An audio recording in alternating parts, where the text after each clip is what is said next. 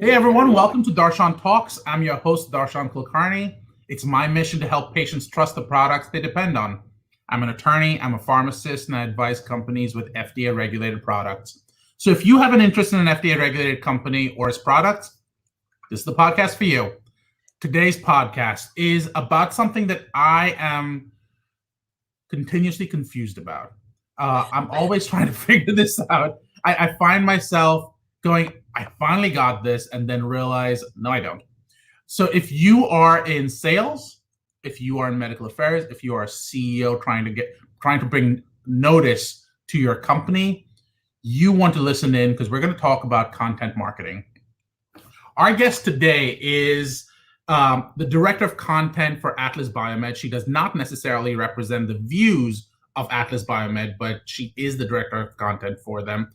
And she focuses on the application of future technologies to the long-term health of populations. And I think that sounds really, really fancy. So I want to find out what that actually means.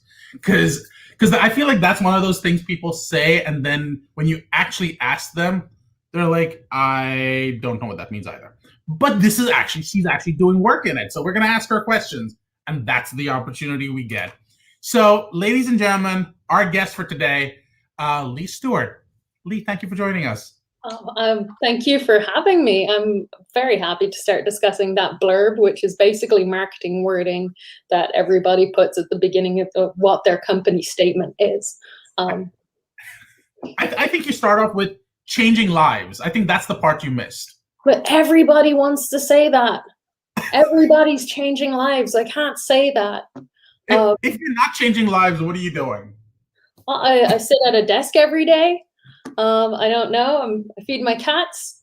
I suppose, is that changing lives or maintaining life? That is the big question. But I mean, changing lives there's so much competition in that space. That's what everybody is essentially trying to sell us right now. And the reality is, how much are we changing lives? And that's why I like to focus on the future impacts, because I work in DNA and microbiome testing for consumers. But that has broad-ranging applications also for medical research in terms of specific conditions, but also for helping to achieve homeostasis within the body for the general population by targeting key areas such as lifestyle and diet. I almost understood some of those words. And the truth is, I'm going to start with the beginning, which is the part I actually enjoyed, where you went, that's a really crowded field. I don't want to be in the business of changing lives because there's just too much competition. And I feel like that's where content marketing starts. Content marketing starts by going, that's too busy. What can I say that's something different? And first of all, is that fair? Or as someone who doesn't understand content marketing, I'm thinking about it all wrong?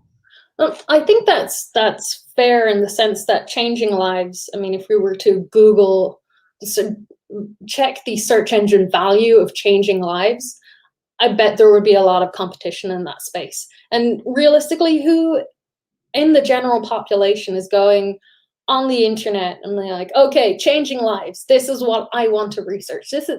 Changing lives is a two-word statement that really doesn't reflect the individual needs. And I think that's what content and content marketing can actually do. We can reach out and address people directly by understanding what their needs are. And some people will call that pain points, especially in sales. I really hate when people call that pain points, because people, especially when they're searching for health information, they are experiencing a state of vulnerability.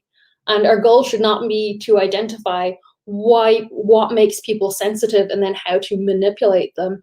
I see content as an opportunity to reach out to people and provide them with high quality health information that will help them make the right decisions, and not necessarily always buy a product, but by accompanying them in this experience, we are providing value that will build loyalty. So if at some point in time our product is the right fit for their needs, they know where to go and find it.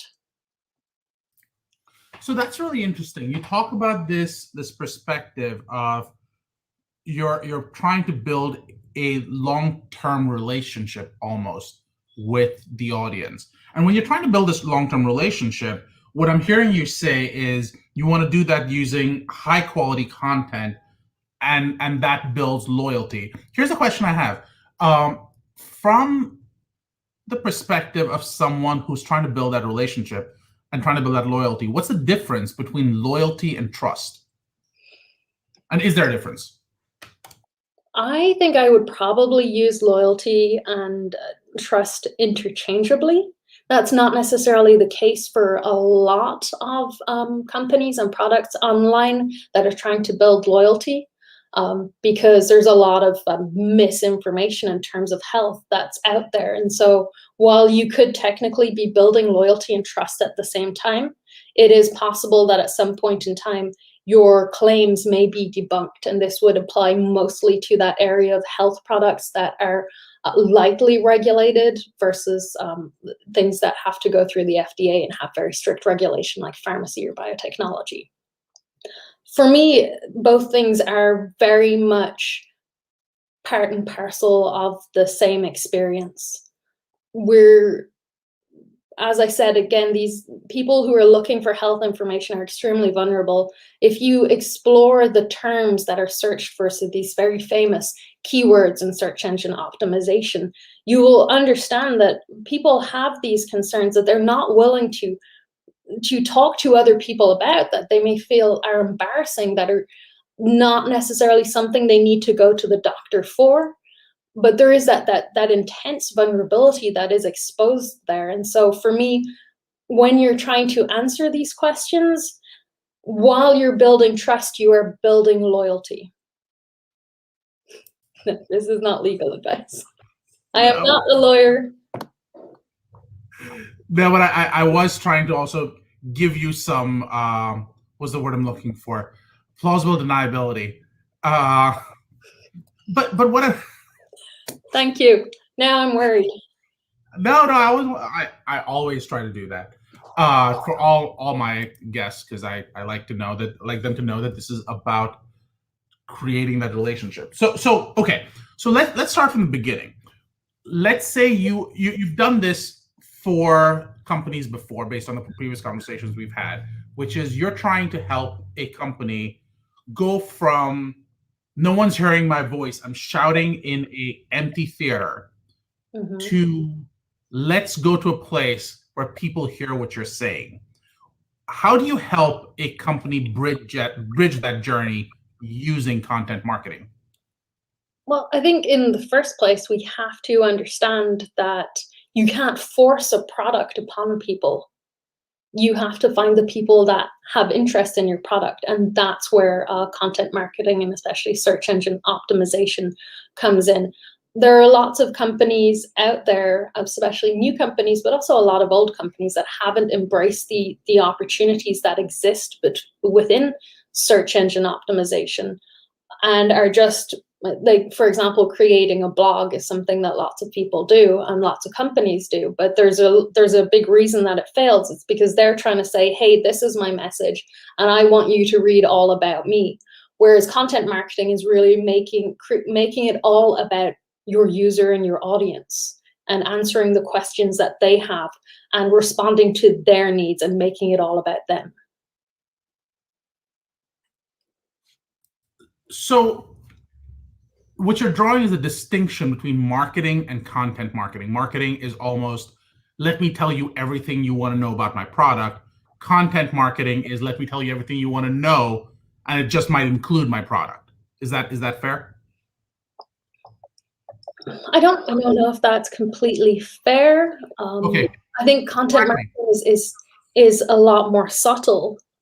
You're not going out there with your signs and saying, hey, buy my product. I'm going to fix everything. You're going out, finding people who can be interested in your product, and by creating valuable information using blogs, using podcasts, using videos, one, you're answering questions that should be some way related to the product you're doing. If not, you're not doing the right type of content marketing. You should be targeting keywords and areas that relate to your product. And the likelihood is that these people will have an interest in your product. But the best way to touch people's lives is to create value within their lives. And selling people a product doesn't necessarily create value or meaning within their personal experiences as a human, whereas content marketing, in my view of it, is a way of reaching out and helping them to live better. And also, while you're doing that, making them aware that there are products that can help them achieve that possibly faster or more effectively. So how does one even start to figure out what questions they should be asking? So again, we've had some previous discussions about this, but let's use me as an example, because I tend to obsess over myself a lot. But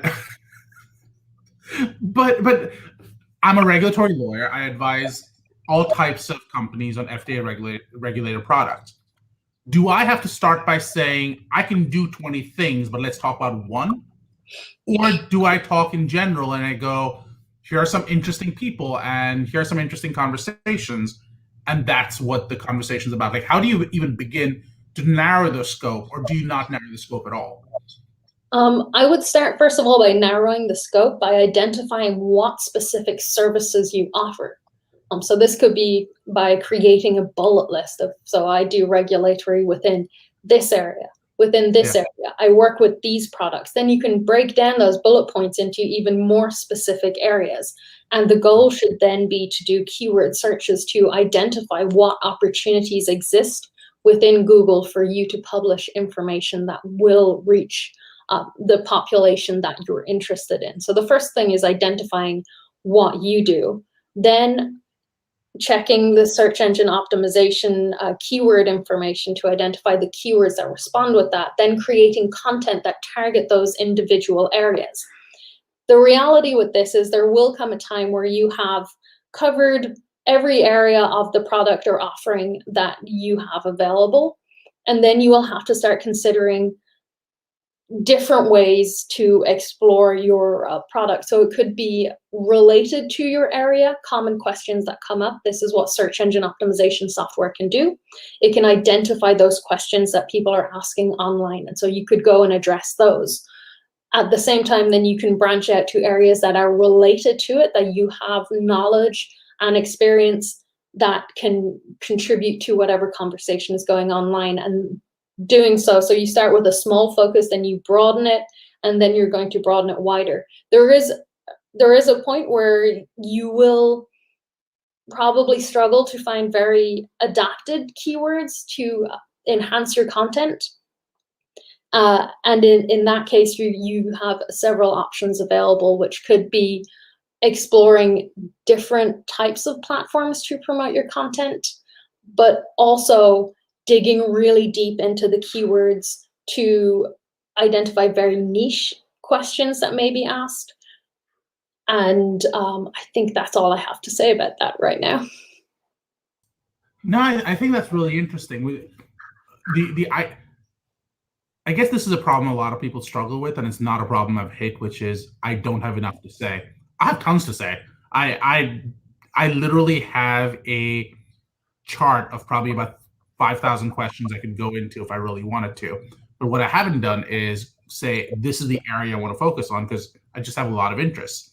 What I'm hearing you say is no one wants to hear 5,000 different topics. You're not a variety show. Exactly. You're not. You have to think of the web as it is literally that. It is nodes of information. Everything that you write spans out. So if you're specialized in a health area, if you then go off and start talking about sports, right, you're going to be confusing the algorithm, because the algorithm will see, because every time you publish an article or a podcast, the goal is that you're going to have backlinks from websites that are either very popular. So we're talking about, I don't know, Bustle or Facebook forums. And then it's going to create this image of you within the algorithm, which is saying, okay, this person's focused on health. Got So if it. you branch out into a completely different topic, then you're confusing the algorithm, and you may be sending a message that you're not consistent. So if you try to cover 5,000 different things that actually reside in different nodes on the internet, then you're not sending a clear message to the search engine algorithm, and that can Okay. affect how successful your content is. So let's say let's stop talking about me, and this is very troublesome for me when we stop talking about me. But ignoring that part of it, let's say I am a new pharmaceutical company that has this brilliant new product. I'm looking for customers who want to buy it. I'm looking for scientists who want to come work with me. I'm looking for consultants who might be able to help me, and blah blah blah blah blah. Should your content be about your product? Should your content be about why you're a great place to work? Should your content be about the amazing tools you have, or the relationships you have? How do you start building that out? First, you're going to have to identify who you want to address. Because if you're addressing consultants versus customers, and by that we're talking about healthcare providers most likely, then you have to identify the issues within their professional existence that you can resolve. So you're going to have to figure out, for example, maybe if your product targets a certain health problem, then you're going to have to dig into your search engine optimization data, but you're also going to have to tailor this to your audience. The problem with search engine optimization keywords is that it's everything everybody searches for at any point in time on the internet. You can narrow this down by location. You can also narrow this down by search engine. But then you're going to have to narrow it down yourself to identify the keywords that correspond with the needs of your audience. And HCPs are going to be very different from the general population. And so this is where you would start. Start by writing about your product, start by identifying the health issues that it addresses, that it resolves, preparing posts about this or in a variety of formats, and then also identifying what the needs are of the population you're trying to sell it to. So when you're building this out, you're talking about digging into the keywords. Where does one even start with something like that? Good. You start I would highly recommend for most companies that are starting out on their search engine optimization route to go with an SEO consultant. There are a lot out there. They worldwide. They are very good at what they do. Obviously, there are some that are not, so you will be able to tell very quickly if they are correctly identifying your needs and creating so what they would do is they would create, for example, keyword lists and recommendations on how to structure your articles, and you will see immediately if they understand your product or not. But starting with a consultant, and a good, reliable consultant, is the best way, because SEO is twofold. It's not only front end, so the content that you're publishing, but it's also the back end of your website.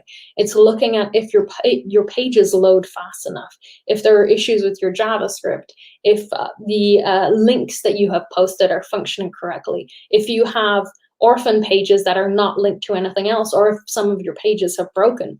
So this is what an SEO consultant will do. First of all, is they will analyze the quality of the back end of your website, and they will also, depending on what you ask them to do, help you create content by creating keyword lists.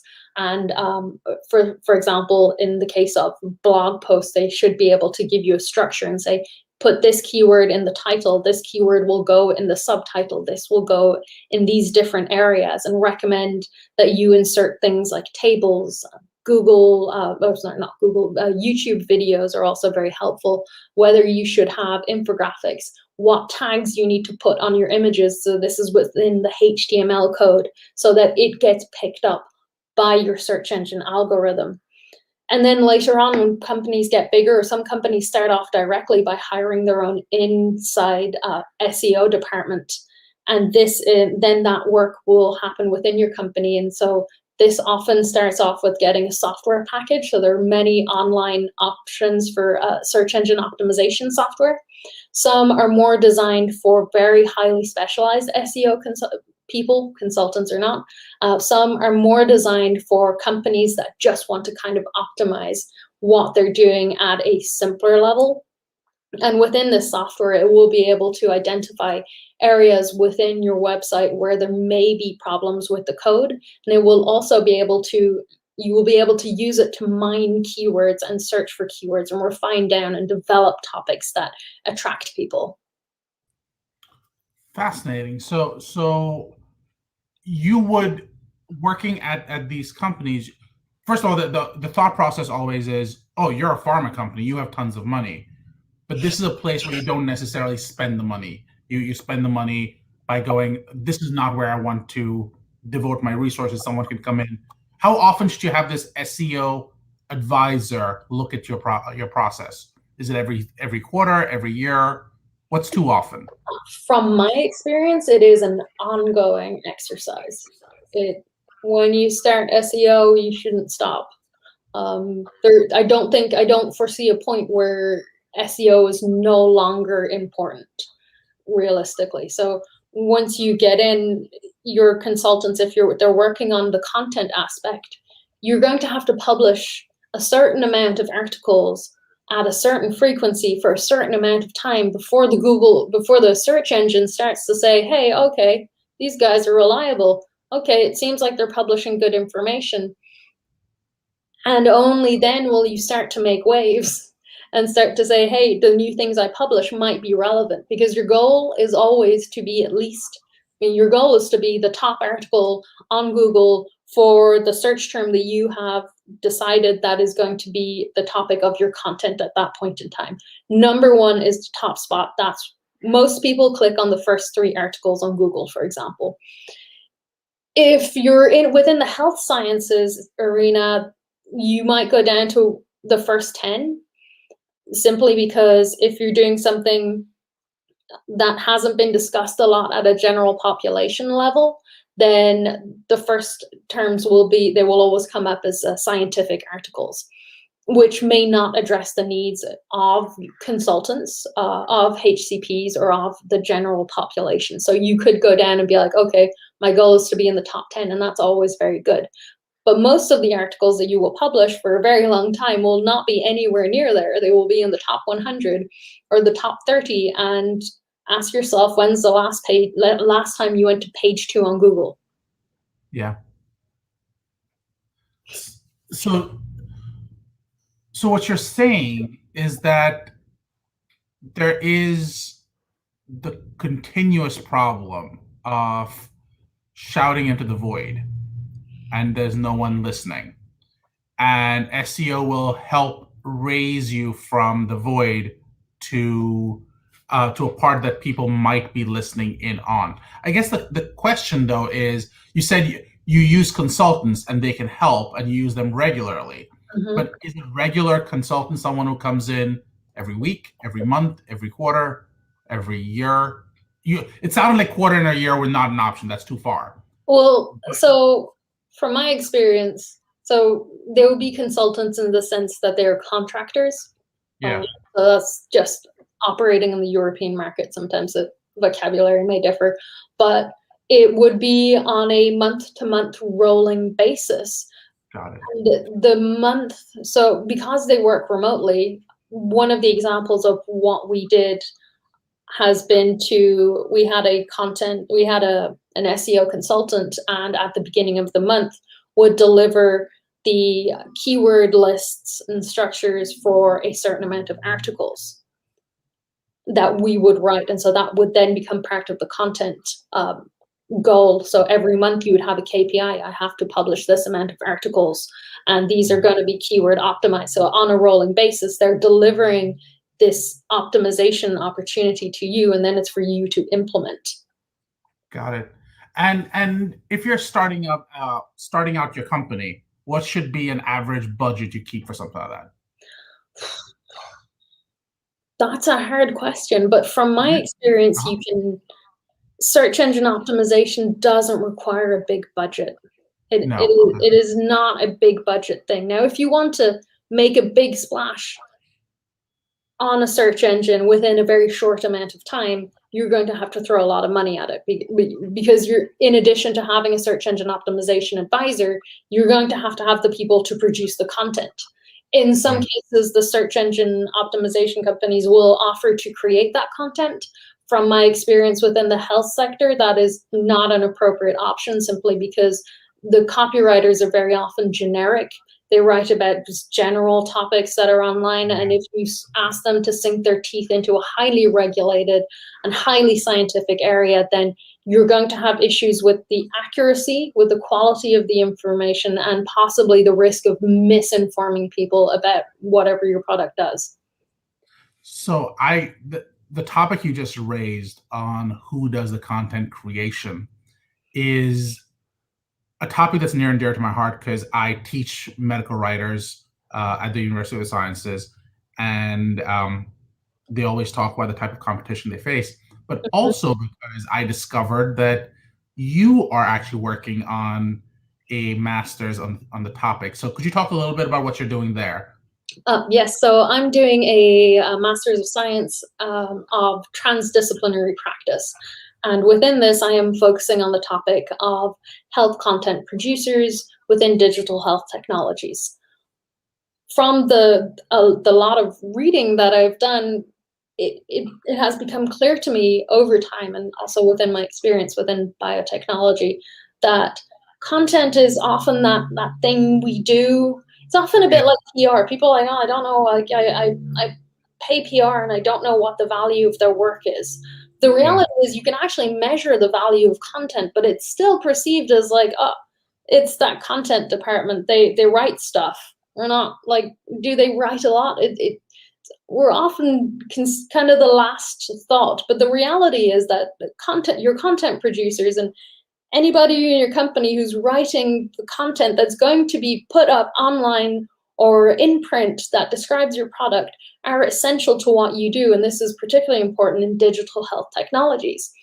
While you will certainly have your app developers and website developers that are creating a structure to how the information is conveyed, you will have the designers that are creating that experience, and then your clinicians that are creating the clinically accurate interpretation system or product that you have going on. At the end of the day, who's writing this? It is right now, I don't think it's regulated at all. Depending on what the company is and the regulatory environment that they exist in, it could be literally anybody writing this information. Depending on, once again, on the regulation that they're subjected to, who's verifying what information is published? Are there scientific people within that company verifying that everything that's written by content producers is accurate? That is still questionable. And there's that big topic that who is writing your information, and that can vary wildly.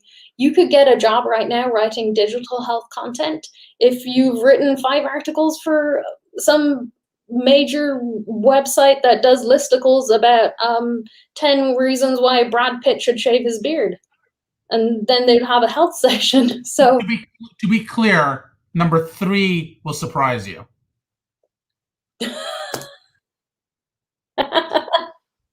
I wrote that article. But that begs that question. So there are medical writers, and the reality is there is great demand for medical writers.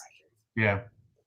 Within very high levels. So they're going to be looking at the grant applications, they're going to be looking at regulatory documentation and highly specific stuff. But digital health is nowadays such a broad arena. Technically, a lot of websites can be considered digital health. And then it goes all the way to apps. And the reality is that a lot of people come into this arena that don't necessarily have the training. And that's okay if you have the experience and the knowledge to back it up. But then it begs the question, how do you become good at it? And I came into digital health with a background in real estate, fintech, gaming, I had written a paper for my first master's, which was in change management, which focused on metabolic syndrome and childhood obesity. And it was more focused on public health. But I went towards that of my own volition while I was working in gaming and doing this master's. Yeah. And that's the background I brought to it and said, this is what I can contribute. And what I'd written was evaluated by the clinicians on our team, and was also in still the early days of digital health technologies. And during the time, because I had many, many different experiences with our product, including launching it on the European market, I got to know our product and the scientific information supporting what we do very intimately. But now there is that question, and it's a question that needs to be asked, is who is producing the health content, and how does it fit in with the general landscape, which is currently just a debate between the doctors and the designers. This is what digital health is right now. It's like, oh, this is clinically accurate. I made a really pretty app. And then there's the content departments, which are writing and doing all this work, and they're never part of the debate. Whereas, for example, I see my role, because we're a consumer-directed company, I see myself as the advocate of our audience and of our users. I'm the person that says, we can't use this word. People don't know what this means. How can we phrase this in a clinically and scientifically accurate way that still makes sense to the end user? Because at the end of the day, what is digital health? It is a digital technology that has the goal of improving someone's health, whether it's long-term or more short-term if it's targeting a specific disease. And so there is that big debate, and I want to start it. I think that's awesome. And we actually have to get into that on the next podcast we do with you, because it is straight up fascinating. Leigh-Ann, before we continue, I do want to ask you, is there a question you'd like to ask the audience? I would like to know what the audience thinks about digital health technologies. So there's a lot of different types of digital health technologies. Technically, wearables constitute a digital health technology. If you're doing like a food tracking app or a diet app, that is a digital health technology. And at Atlas Biomed, we do digital health technologies too. But I have this feeling, so I have a wearable watch that tells me to stand up every hour and keeps on reminding me to breathe. And I have this reaction inside of me, which is like, go away. I'll breathe when I have time. I'll stand up when I have time. So my personal experience is that even though digital health technologies are everywhere nowadays, they're not all optimized to make us respond. And how are we going to create digital health technologies that work if we don't ask people, what don't you like? So what do you think of the digital health technologies that you have within your phone or on your arm right now? Do you think they're effective? Do you think they're not effective? Do you think they're okay, but they need a lot of work? Excellent question. So we're going to do that. We also have a rapid fire set of questions for you. Mm-hmm. So you ready? Yes. Okay. What is an accomplishment you're most proud of? Speaking 3 languages. Oh, which ones? I speak English, French, and Russian. Alrighty then. You're James Bond and the villain in the same movie. Mm-hmm. Very cool. When are you most inspired? Early morning. 7 or 8 a.m. That's when I start working. Okay. Must be nice to be able to wake up early. I struggle. What's the best compliment you've ever received?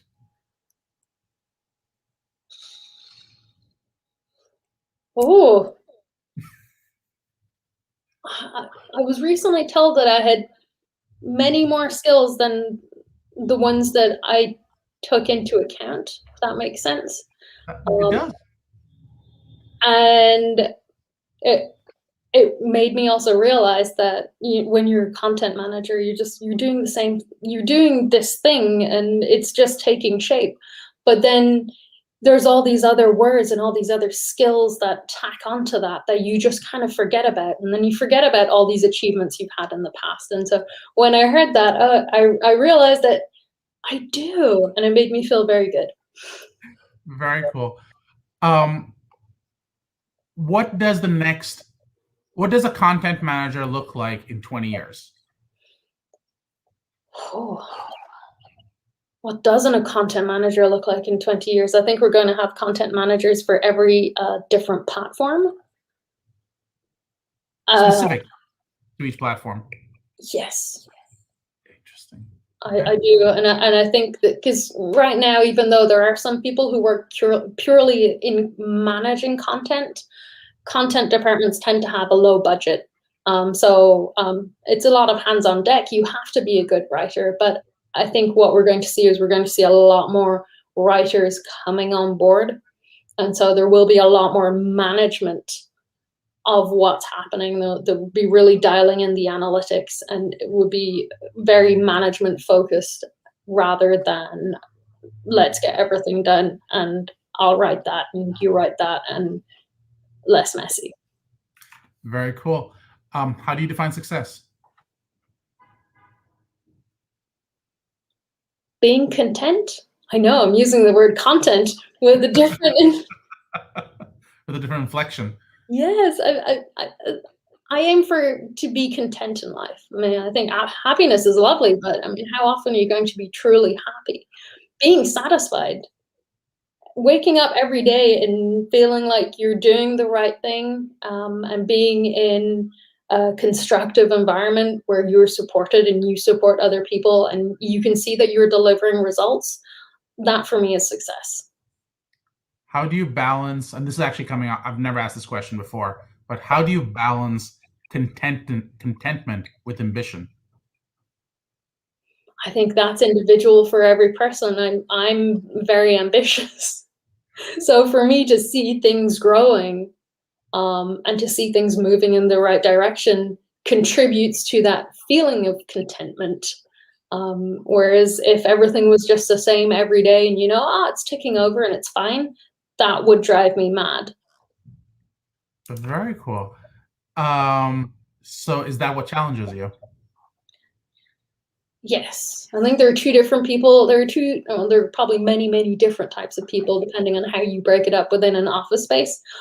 But I like to think of work. There are the people who maintain what has been created, and they're very good at being stable and reliable and delivering all the time. And then there's also innovators, and who like to create. And I know I fall in that category, and it's not necessarily better than being the person who makes sure that the company functions, but I thrive on solving problems and creating new things to do is what gets me going. If I was told I had to come in every day and do exactly the same thing, I would be tearing my hair out.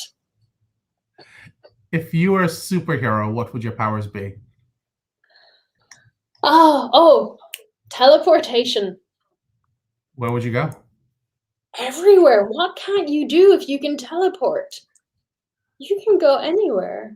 You can, but the question is, where do you want to go? Everywhere. I want to go on holidays. I wouldn't have to show a COVID passport at the airport. So all of this to avoid the COVID passport? No, you could also, you could teleport into the mythical Federal Reserves and get a bit of gold. You solve a lot of problems. You don't have to take airplanes or ride in cars or take trains. You can be everywhere and you can be on time all the time. And you could also get out of trouble, get into trouble. You could turn up at the Oscars. Would anybody ask you for a ticket? No, because you could teleport right into the building. It's genius. But you wouldn't have a seat. I'm at the Oscars. Do I need a seat? There's free champagne in the back. Fair enough. If your department was given $1 million, what would you use it for? Pay rise? Well played. Well played for sure. sticking to the superhero theme, what is your kryptonite?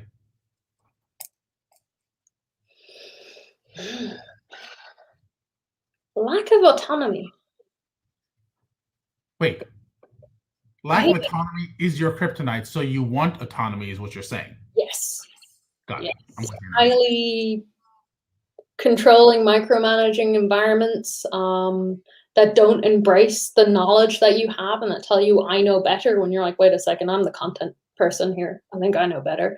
Those are environments I don't thrive in. Fair enough. So before we go, I'm going to do a quick summarization of our conversation. We landed up talking about what is the role of content producers in digital health tech. We talked about the balancing of changing lives with individual needs. We talked a little bit about the different quote unquote pain points, which is not a term you like using. We then talked about the interchangeability for the purposes of content management around loyalty and trust. We then start talking about SEO and the role of SEO, which is really creating value for the audience. But you create value by creating content.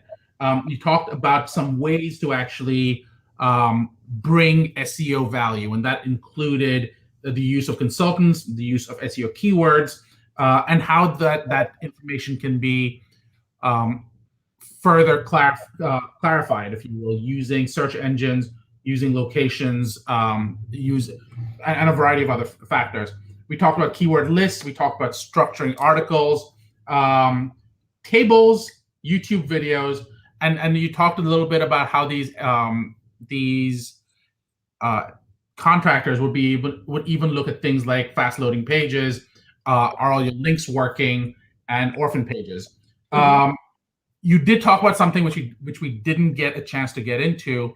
Well, there were two things we didn't get into. One that I think is fascinating is the idea of measuring content and the value of the content and the efforts made there. So that's one. And the second one is discussing the evolving role of the content manager and what that's going to look like over time. Did I miss anything? No, I think you did pretty well. If I gave you a test, I think you'd pass.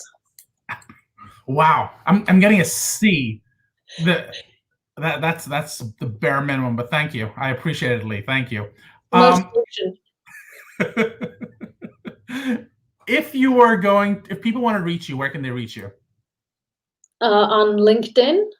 I am connected with you, Darshan. You can find me at, I don't know my LinkedIn address. Ironically, as a content person, I actually don't use social media, and the only thing I have is LinkedIn. Fair enough. Just to be clear, nothing in this podcast should be construed as legal, clinical, or regulatory advice of any kind. It's intended for educational and entertainment purposes only. If you do like this podcast, please leave a comment, and subscribe. You can find me at DarshanTalks on Twitter, or go to our website at DarshanTalks.com. Thanks, everyone. This was great having you, Leigh. Thank you so much. Thank you. Have a great day.